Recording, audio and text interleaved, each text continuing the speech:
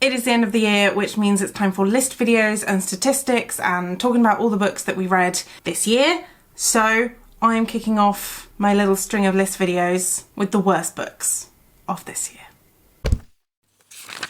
Now it is only the 19th of December, so I have not finished my reading for this year. I am reading like 4 different books at the moment, which I hope I will finish by the end of this year.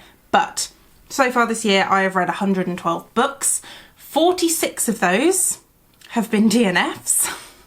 That's 29% of my reads this year have been DNFs, and 4 of those books were 2 stars. I don't think I rated any books 2 stars last year, just because generally if I think they're going to be under a 3, I DNF, which is why I have so many DNFs. But this year I was a little more lenient with some of the books that I was reading, partly because they were on an audiobook. I have spoken about this in other videos, and sometimes it's just easier to listen and hate read the shit book on audiobook rather than face an hour on the bus in silence, or music if you're not in the mood for music. But whatever, I persevered with some shit books this year. But I have boiled down the 5 books that I actually hated this year, because a lot of those DNFs are going to be based on intrigue and the fact I just wasn't interested in the story. Most of those are not I hated them, they were awful. Most of them are they just weren't for me, they weren't what I expected, whatever.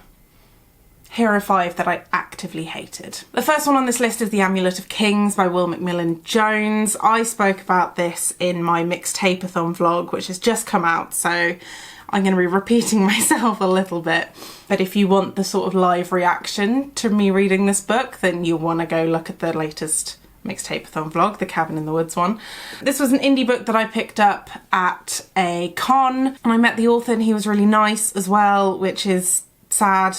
He did make the disclaimer in the book and while I was buying the book that this is the first edition of this book and he wanted to go back and make edits because he doesn't think it's his best work, and the publisher said no, basically.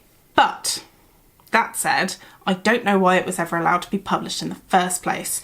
This book, he's trying very, very hard to be Terry Pratchett. It follows 2 incredibly bland children who have to go stay with their aunt in the middle of nowhere. Their aunt is a witch, has a hobgoblin living in her cellar, who is plays the saxophone. He's into jazz, I think, or funk, or R&B. I can't remember which one. He plays the saxophone. And then further under her house is a dwarven kingdom. I didn't get further than that into the book because this was incredibly poorly written. It had not been edited properly at all. They mentioned McDonald's 3 times in the first 60 pages and they spelt it different every single time. And yes, they were specifically referring to the fast food restaurant. There were all sorts of typos, there were all sorts of formatting errors, and I drew the line at the part where he explained one of his jokes in square brackets after making it. This book was a lot. This book needed a lot of help that it didn't get from its publishers, so I am putting it on their shoulders because this is clearly something that the author wrote for fun, and I'm sure it was great fun for him to think of this story. The concept of the story was good. It was, but the execution was so poor. I DNF'd this book. I didn't finish it. I wasn't going to put myself through that. The next book on my list is The King's Evil by Hayden Middleton. I picked this up in Hay on Wye when I went last year because it had this very creepy picture on the front. This is quite an old book. I believe it's from the 90s, possibly the 80s. Correct me on the screen. Thank you. And it was based around sort of King Arthur and that sort of theme. And I believe it followed Mordred through some style of adventure, but I didn't get very far into it because the first few pages, straight off the bat, I think I maybe made it 10-15 pages in, glorifying sexism, misogyny, sexual abuse, and it was just really unnecessarily unpleasant. And I wasn't going to put myself through that. And I do wonder sometimes about people that write such horrible things, particularly when it's men writing about men doing horrible things to women. Like, I can understand maybe having one evil villain character doing that, but it seemed like it was the main character who was going to be doing horrible things to women. And I'm not here for it. I worry about those people's mental healths, and this was a hard fucking DNF. Big no. Big no. Don't recommend it. Don't go near it. Such a shame it's got cool art on the cover. My next book is by Robin Hobb, who is a well-known author, but it's one of her drama. But it's in one of her not so well-known series. I believe it's the Soldier Son series. The book is Forest Mage. It is the second book in the Soldier Son series. I loved the first book in this series. It was really interesting to be in a different world from Robin Hobb's brain. It followed sort of the youngest son of a noble family going into this military academy, and his exploits there, and the sort of the politics of that school, and how his father had been there before and other families, and there was sort of, it was bringing in sort of the big sweeping political plots that Robin Hobb did so well in Realm of the Elderlings. So I was really excited that it was a trilogy and I could read the second book. And then, heavy spoilers here, I will put a spoilery frame if you want to read this book so you can tell when I'm talking about it. There is so much fat phobia in the second book. Just the whole book is fat phobic, because the whole point that pulls from book 1 to book 2 is that there is this plague or this infection that makes you unbearably fat, and you cannot lose the weight. You put it on really quickly, you can't lose it. And the whole of the second book is the main character complaining about being fat, suffering through being fat, being abused and made fun of and teased, and just constant slew of fatphobic comments from everyone he meets. He goes off and isolates himself because he's so embarrassed. His family disowns him because he's essentially fat.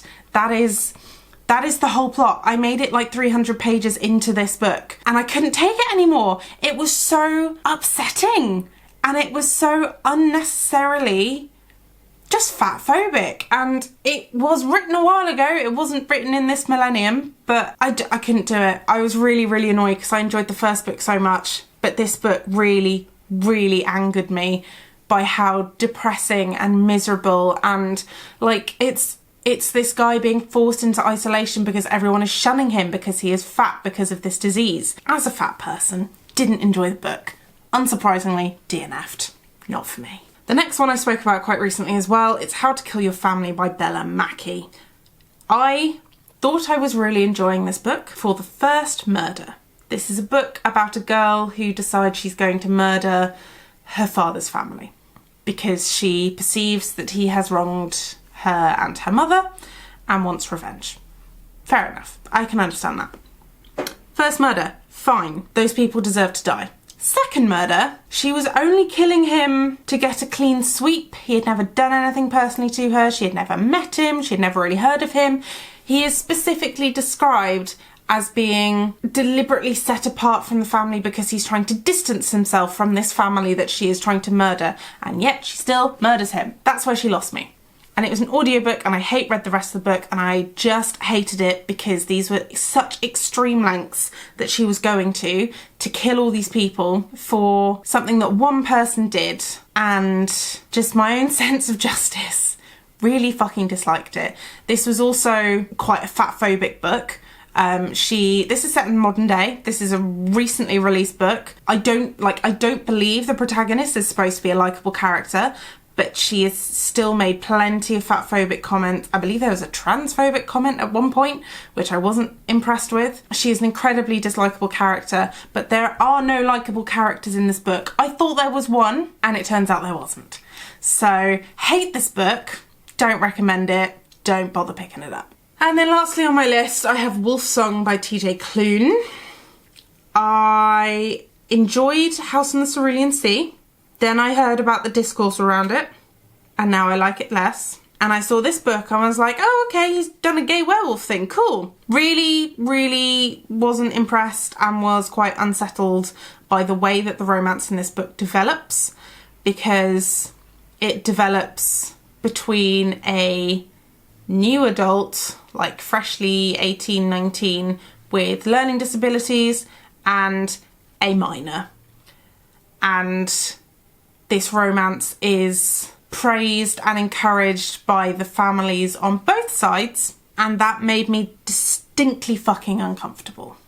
Like, just so uncomfortable, and I couldn't do it. I hated this book. I started off really liking it because it's told from the point of view of the character with learning disabilities, and I thought that was done interestingly, and I was interested to see how it developed over the book and if it was done well throughout. I DNF'd this at about 100 pages because it just made me so uncomfortable. Didn't like it, not a fan.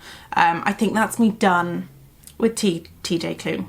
I don't need anything else from him. And that was it. That just so uncomfortable with the story, not a fan. Anyway, those were the 5 worst books of my 2023. Did you hate these too? Was it just me? I've not heard anyone else say anything bad about Wolfsong. Everyone's been praising it, so I don't know if I misinterpreted something. I've got a little bit of doubt there. So if you've read Wolfsong, can you please input your opinion and let me know?